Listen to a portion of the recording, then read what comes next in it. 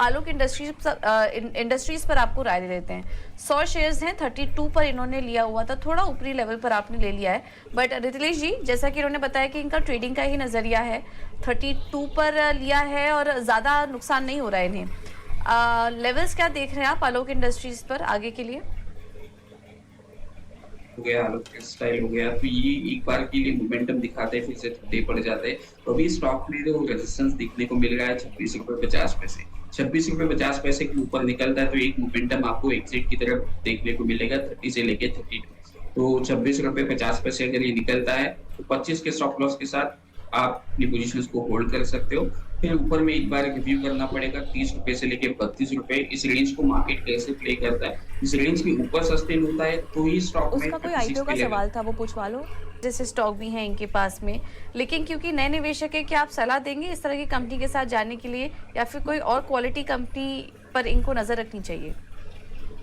Definitely अगर नए निवेशक हैं तो उनकी शुरुआत जो है एक मार्केट निफ्टी के स्टॉक से ही करनी चाहिए। और आलोक इंडस्ट्री जैसे स्टॉक्स है वो कभी कभार मोमेंटम पे न्यूज बेस के अंदर चलते रहते हैं, तो इनका कॉर्पस जो है वो ऐसे स्टॉक्स में 2% या 2% से कम का रखना चाहिए। तो इनमें जो मोमेंटम है वो काफी बड़े रेंज में होता है, तो बड़े रेंज में होता है इन टर्म्स ऑफ परसेंटेज।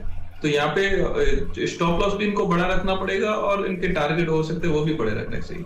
तो इनको अभी के हिसाब से अगर चाहिए तो काफी बढ़िया जो निफ्टी के स्टॉक्स है, मेटल है, इधर बैंकिंग है, अपन ने जैसे ऑलरेडी डिस्कस किया, पब्लिक सेक्टर की बैंक्स है, तो ये सारे स्टॉक जो बढ़िया परफॉर्म भी कर रहे हैं, जहाँ पे उनकी बैलेंस शीट भी स्ट्रांग हो रही है, उनका ऑलरेडी मुनाफा भी बहुत बढ़िया बम्पर मुनाफा भी आ रहा है। तो जो सेक्टर में परफॉर्म कर रहे हैं, जो सेक्टर में आप देख रहे हैं रिजल्ट बढ़िया कंपनी पोस्ट कर रही है, उन सेक्टर में थोड़ा थोड़ा निवेश करने की सलाह रहेगी।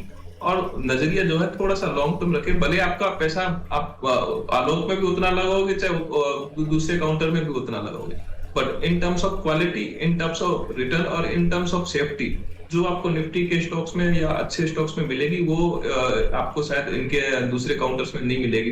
बाकी सारे निफ्टी के स्टॉक्स है वो डिविडेंड पे भी रहते हैं, टाइम टू टाइम डिविडेंड भी आते रहता है, और उससे आपकी हैबिट जो है मार्केट की तरफ से अच्छी हैबिट बढ़ जाएगी और आपका निवेश की जो प्रक्रिया है वो सतत रहेगी। तो महिला निवेशक है, पहले तो शुभकामनाएं, आपने अच्छे से इसको शुरुआत कर रही है और आप इसको निफ्टी के स्टॉक्स में, बैंकिंग के स्टॉक्स में, गवर्नमेंट सेक्टर अभी जो अच्छा परफॉर्म कर रहा है उन सेक्टर में ध्यान दीजिए, निवेश को धीरे धीरे बढ़ाइए।